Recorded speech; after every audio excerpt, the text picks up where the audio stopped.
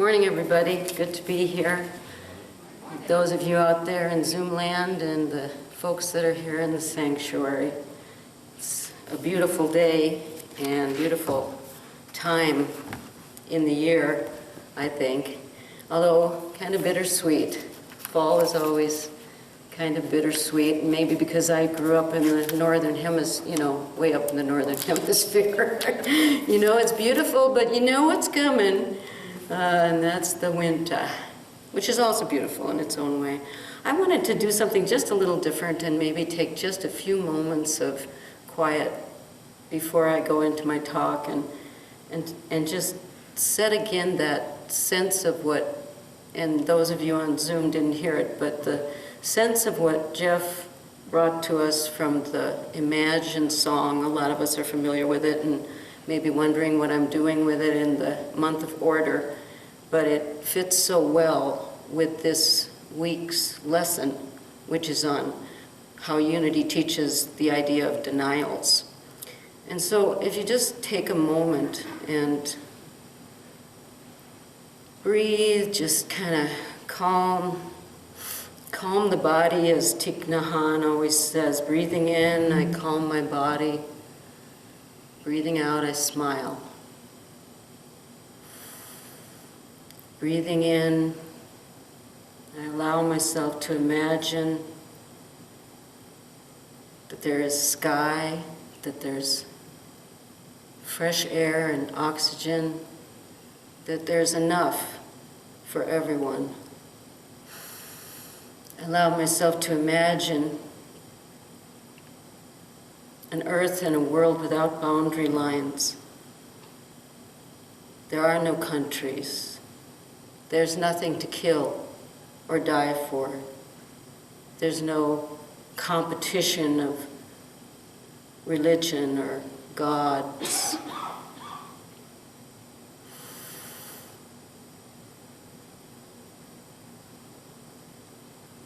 And that this really, truly is not a dream, that it can become the reality of no hunger, no greed, but a world that we could share as one. So I just invite you to hold that as we go forward and talk about the subject today. Thank you.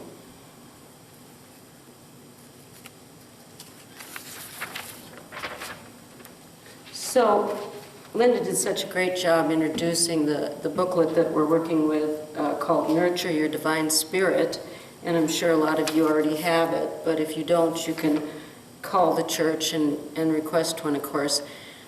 To start, it's interesting that even though in almost every place where they talk about denials and affirmations in the Unity literature, they say denials precede affirmations. And yet, in this booklet, it starts with affirmations and then has denials the next week. But we can just imagine that they're switched in the sense that the one the reason being, now Myrtle, did you know that Myrtle at the beginning was ordained a Christian Science minister? Okay, see, history is an amazing thing. History, amazing thing. You just always find out new things. Well, anyway, the denials term came from Emma Curtis Hopkins, probably, they're not absolutely sure, but they used it particularly in the quote-unquote treatments of physical illnesses when they were working with what it was that was in the way of the healing, what it was that might slow down the process that they wanted to use. And let's see now, of course, where is it? Okay, she says this, in my work, this is Myrtle, wrote, we sometimes use denials of the error before we proceed to allow the movement of quickening, awakening truth. Now, this is also very interesting. I'd never found this anyplace else, and it's super important. She warned that we should always be careful when using them. Unity does not tell you, she advised, to deny the existence of seeming problems or shortcomings. You may admit them, you may need to admit them, but what you should not do is identify yourself with them.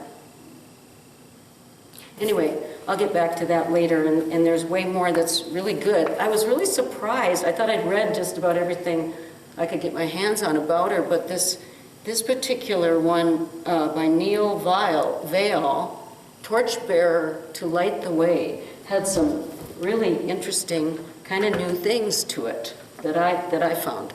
Anyway, I got a lot of material here, but I probably won't use it all. You know how that goes. But I do want to start really kind of off of what I just read that she said, because it's really important, and that is that a distinction about the term denials, okay? This is not the same as the psychological term, and I know most of you know this, but just for the benefit of this going out on YouTube and people that might not have heard this before, this is not the denial of refusing to face reality, which is just what Myrtle was talking about. You know, don't falsify that, or don't try to put, that's the deal with, don't try to put affirmations on top of something that's blocking your affirmations. You know, well, actually, go ahead and try, but it really doesn't work very well. Okay, so Unity doesn't teach denying the facts or glossing over feelings. What they do encourage us to do is deny the permanence of them. This has come to pass. I remember B. Arline, and she was the minister, oh gosh, when was that now? 20 years ago. She used to say that. It isn't just, it has come to pass. She would say, this has come to pass. It is meant to actually pass, which will relate, I think, well in this idea of the two powers that are so important with affirmation and denials are, with affirmations, faith, and with denials, of course, the power of release, the power that they used to call elimination, that they've also called renunciation. Obviously, they've had to kind of come up with different ideas when they've decided. Sometimes it falls out of favor. Sometimes you don't see anything about it for a long time in the literature. And I was really glad to see it come back, because maybe just because personally it's been very helpful for me. The minister that I learned from in the first case, David MacArthur, which I know some of you are familiar with him too, he taught that denials are important for the part of myself, I'll just make this personal, the part of myself that I have the most difficulty believing. And while I'm talking about that, I'll also give you the caveat that Ed Rabel always says, and that is denials, unlike affirmations, are only personal. It's really important not to try to do denials for somebody else. Or not even to try to do them for, like, you know, the quote-unquote bad stuff that's going on out there, right? Denials are an inside job, as they say in AA.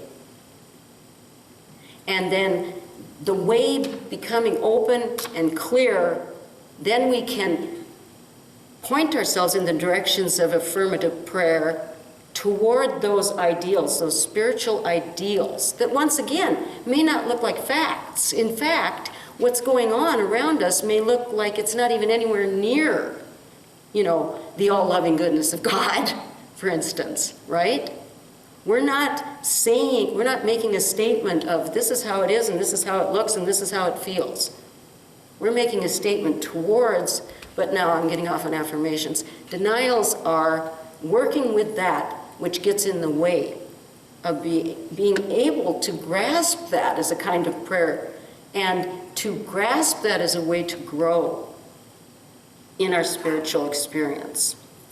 So anyway, in that other great booklet that we had just a little while ago, the 30 Days to Fearless Living, Unity Minister Robert, I'm not sure if it's Brumet or Brumet, he said, in a sense, we choose our reality because we knowingly or not choose where we are putting our faith. Now that's really important, right? because where we put our faith is what we need to do in terms of where we're directing our, what the filmers would have called our demonstration. And then he goes on to say, early in life we develop perceptions that create a sense of reality. Then the choice, and it's not really a choice anymore, of where we are placing our faith becomes habitual and unconscious. And of course, in New Thought, they would say more likely subconscious. Like there's conscious, subconscious, unconscious. But once again, psychology doesn't really come to agreement about that kind of thing. There's a lot of different schools of thoughts about unconscious and subconscious, but we won't get into this because it's too complicated. But he says by the time we are grown, actually he says adults, but I'm like thinking grown. I mean, when you're adult, I hope, these perceptions can become deeply entrenched. And I think probably we all know that, especially those of us that have maybe worked with dreams. The things that appear sometimes in our dreams can be perplexing and surprising, and then as we allow something to move through us, we can see, oh, wow, that made perfect sense for what it was. Who said clearing the deck? I'm trying to clear the deck. That's, okay, so the reason that this is so important, as we acknowledge that part of us, that subconscious part of us, Carl Jung would have called it the shadow, is that that's the place where we actually do our co-creating. By the time we're getting to sitting and, well, maybe not sitting, meditation is kind of in its own category, but by the time we're getting to praying with intention, or maybe even trying to set goals, or trying to change a behavior, maybe something as, well, for some people it might not seem trivial, but others it might, like being on time. And how it can seem that, no, that was not directed at you. We're having a little joke here in the sanctuary. It really wasn't. Anyway, I want to talk a little bit more about that booklet, because there's another one in there that's really good from Alan Cohen. He says, when we are faced with fear, anger, or guilt that we feel in ourselves, and that I'm emphasizing that, because that relates to this thing about denials or about an inner job, right? When we are faced with fear, anger, or guilt, we can ask ourselves this, and you've heard this one before, but there's something particularly interesting in the way he says it. Is there another way to look at this that would bring me more ease or peace or relief? And a lot of us I know have used that. I'm not sure if that's Course in Miracles or where that comes from, but it's a really good one. I know Byron Katie also uses it in her work. But then he says, if there is a different way, then pray to be wrong. And that's the name of the article, Pray to be Wrong. And what's interesting about that, if you can take off whatever things you might have on the word wrong and right, is that that's almost a description of denials. It's a way to say, how can I clear the deck? How can I get these things out of my way so that I actually can point myself towards the truth, which is, you know, whatever it might be. I dearly love my husband. I don't want to judge my children. I don't want to live in fear that I'm going to be in a totalitarian state in 3 months, excuse me. You know what I'm saying? Everybody, you with me there? Okay, so pray to be wrong about the way that I've been looking at it. And that goes back to what we said in the beginning about perceptions. So that I can see this situation, I can see myself, I can see this event, I can see politics from a new and whole perspective, which would go back to our song too. The world would be as one. We would be as one. We would not have separation. We would not have to have enemies. Anyway, one more quote from Unity Ministers, and then I'm off on a roll about Jesus, of course. You know me. But only for another 8 minutes and 7 seconds, so I'm kidding. I put it on short. I put the timer on short, because I need it that way. So Eric Butterworth says it in a sentence, right? Everybody else has got pages and pages, and he says it in one sentence. To me, I think, I love this. He says, all of our fears, resentment, anger, and difficult emotions come because we feel that the instability of life in this world is a threat to our existence in it. Which is kind of the basic thing that Pema Chodron teaches about trying to get ground under our feet and trying to have stability and security in the kinds of things that basically by their nature have no stability or security in the way that, we might define that. And that somehow the way through that is, of course, through meditation and in unity, meditation and prayer. And again, denials and affirmations are both forms of prayer. But they go on in that article, in the denials, in the nurture pamphlet, to bring up the story about help my unbelief and oh God, the story where Jesus is asked to heal the son of a man who comes up to him, and Jesus asks him, do you believe? And he says, Lord, I believe, help my unbelief. And the author of the denials chapter here uses that as a great example of how Jesus basically used that, like in the Greek they call that apophatic reasoning, where you define something and you know the truth about it by knowing what it isn't. But what this man says back to him, of course, is, I do believe, help my unbelief.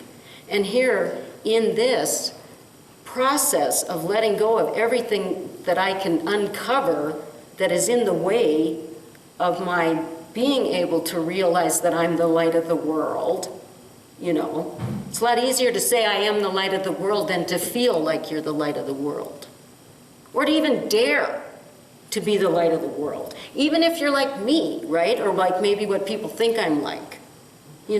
As long as I've been the way I am, I have still felt like somebody's going to crush me. It's not okay to be the light of the world. It's not okay, like Marianne Williamson says. It's not all this gunk and stuff that we're afraid of. It's the power of who we really are that we're afraid of.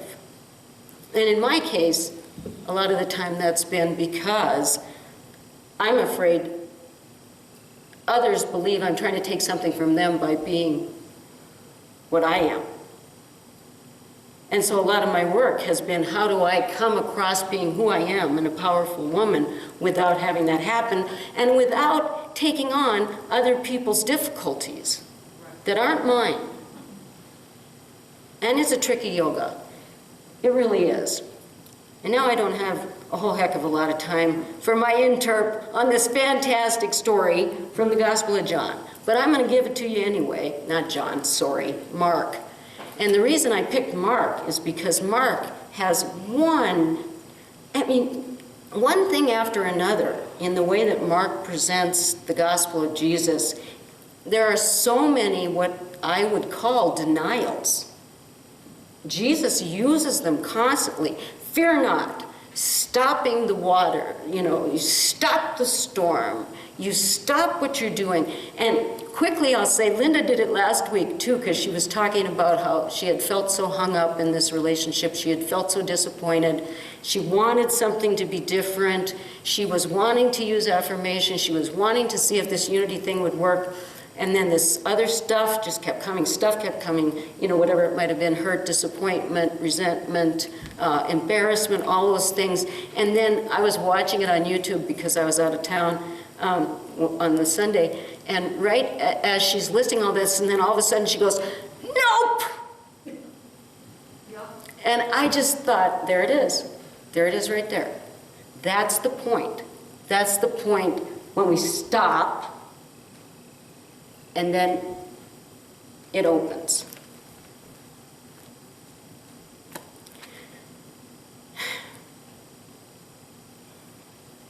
I have to find this short story. Okay, it's another one of the healing stories, right?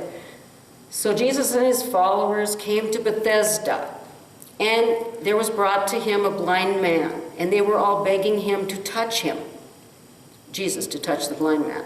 So Jesus took the blind man by the hand, led him out of the village, and then he spit upon his hands and put them to the man's eyes and laid his hands upon him, asking the man, "Can you see anything at all?" The man looked up and said, "Well, I can see people, but they look like trees walking." I just love that. Isn't that great?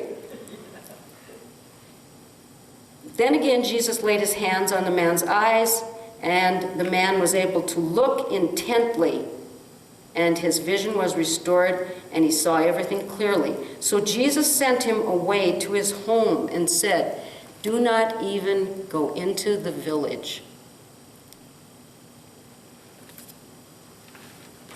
Okay, so quickly, I'll tell you what that story says to me about denials, and what it also says to me about the power of divine order, and what it says to me about the pandemic. And I'm going to do all of that in just a couple of minutes. But I'm going to have to read it, because you know I'll get off on a side path if I don't. Okay, so this story, which is found in Mark, the 8th chapter, 22nd verse through 26, illustrates denial in a series of steps. Bethesda, according to Charles Fillmore, represents the consciousness of that which grows, substance that increases, especially the energy of searching for new ideas. I thought that was great. Okay, and for me, this story actually is a metaphor about what's happening right now in the world. It's a metaphor for the pandemic. It's a metaphor for climate change. It's a metaphor for thinking that there's a lack of truth with a capital T, or veracity, or trust in leadership, or in anything that we've ever come, to depend on up until this point in our lives. That somehow we have outpictured these qualities, and they're manifesting and arising to be healed. The virus to me is a symbol of the lungs of the earth. And we're the instrument through which, back to my talk a few months ago, we find where the oxygen is. By getting everything out of the way. And it's interesting that we're all kind of going into this kind of alone place in a kind of a way, because we have to do this inside work. Anyway, that was all my opinion. But that's how it seems to me. Jesus does many things. Number one, he takes the man out by the hand, and he removes him from the place where he is blind, and where everybody knows he's blind, and where everybody thinks he's blind, right? He takes him out of that place. Jesus invests himself physically with his saliva and his hands. Then he asks the man where the man's coming from. Can you see anything at all? Do you see anything at all? And when he says the thing about trees walking, I think that relates to the fact that this is a process that can take your entire life. This isn't one of those healings in Mark where it says immediately, immediately, immediately. Mark is just full of, and immediately this happened, and immediately that happened. Immediately, not this time, right?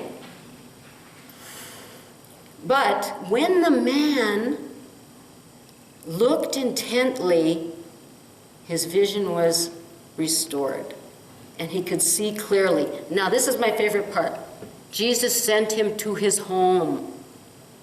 To me, that's go back to your heart, go back to your truth, go back to what's in you that you can do something about. It's as simple as the serenity prayer almost, Courage to change what I can, right? Accept what at this point I feel I can't.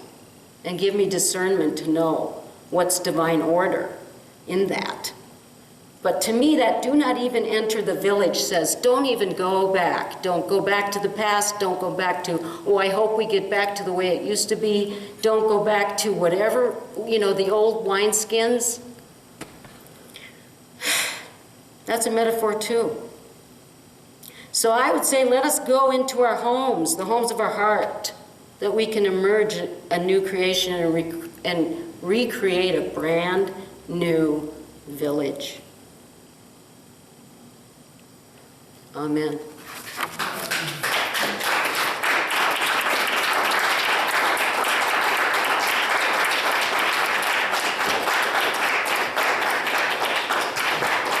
Well, thanks. Let's just do one more little short meditation, because that one at the beginning was just to get us started, but we'll do a short one.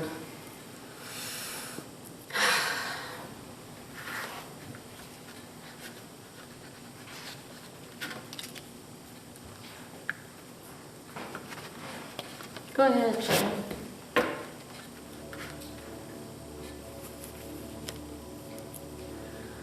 Just use the words of Saint Teresa. Let nothing upset you. Let nothing frighten you. Everything is change.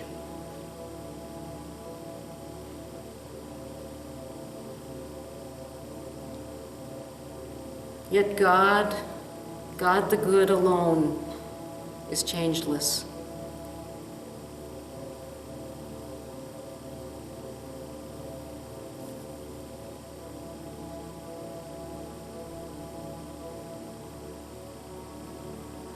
I let nothing upset me. I let nothing frighten me. Everything is changing.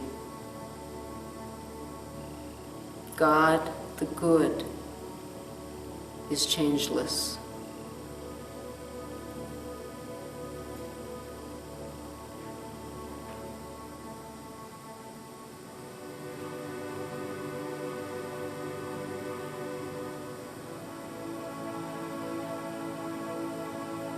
Faith and trust and letting go and releasing and forgiveness. Again, the words of Saint Teresa, patience attains the goal. For the one who has this lacks nothing. And God, the good alone, fills all our needs.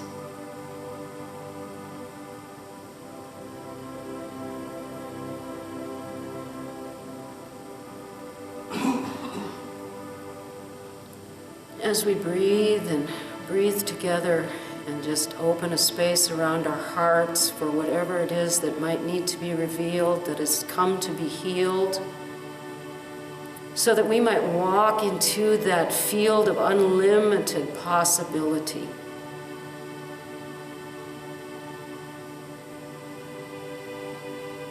We see the green, green, green earth and the blue sky. We give thanks for the sun, the gift of our Creator, that we would grow and thrive.